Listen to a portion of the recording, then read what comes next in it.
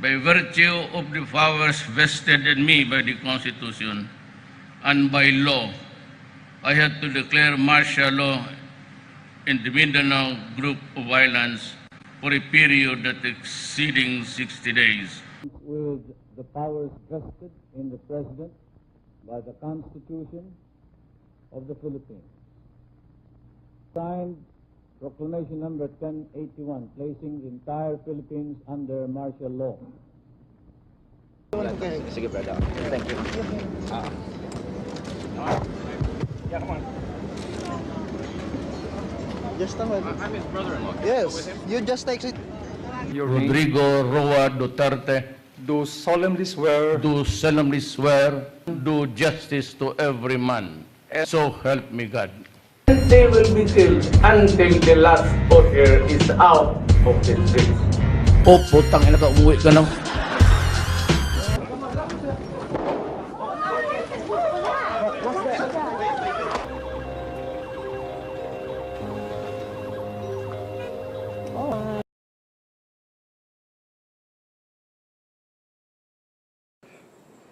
What is happening in our society today?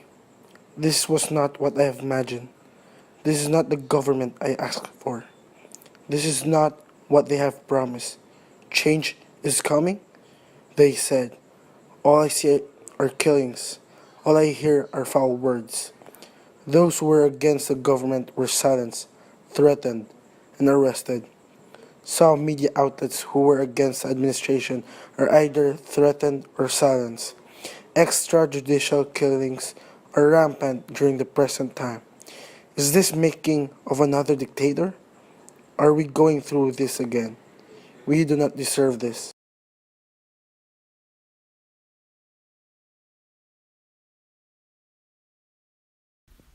I was once an avid supporter of Rodrigo Duterte, the man who promised change in our country. I defended him and fought with him during his campaign, supporting him all throughout because I trusted him and his words. I was amused with what he did in Davao City, hoping that he might change the whole Philippines as well. Little do I know that I was deceived.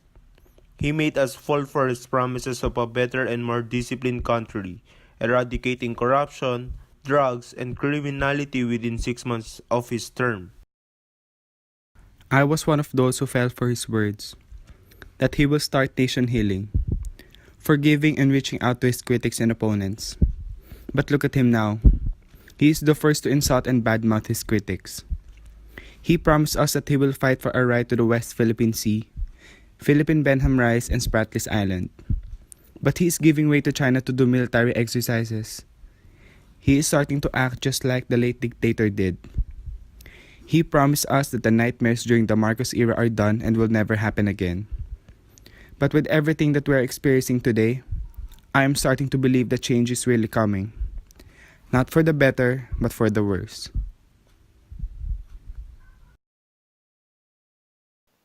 He is patterning his actions with the management and leadership style of Marcos, instilling fear towards people to impose discipline. This isn't the government I was hoping for. I am regretting trusting the man I voted for as president. I regret entrusting 6 years of our lives to a man reflecting the actions of the dictator we never wanted.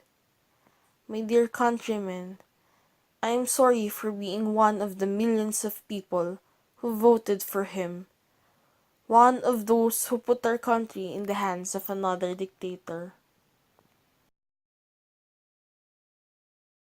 This is not what I voted for. This is not what I wanted for my country. This is not the nation I have imagined. Like those 6 million people who have trusted and believed his words, I was fooled by his campaign promises and advertisements. I am ashamed to be the reason why hundreds of lives were lost, children were orphaned, and families lost their loved ones. I am sick and tired of defending the person who made me realize that he isn't the one I should be defending.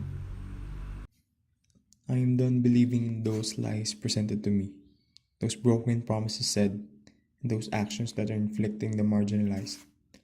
I am done living in fear that in any time I might be legally arrested, falsely accused of something, or imprisoned just because I have realized the truth behind the reality we're experiencing. I fear for the safety of my family, friends, loved ones, and those innocent lives at risk with this current administration. I might not have experienced it yet, but thousands of lives have already suffered.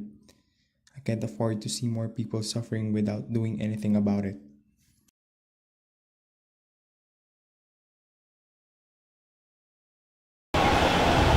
I stand against oppression, brutality, and misogyny brought by this administration.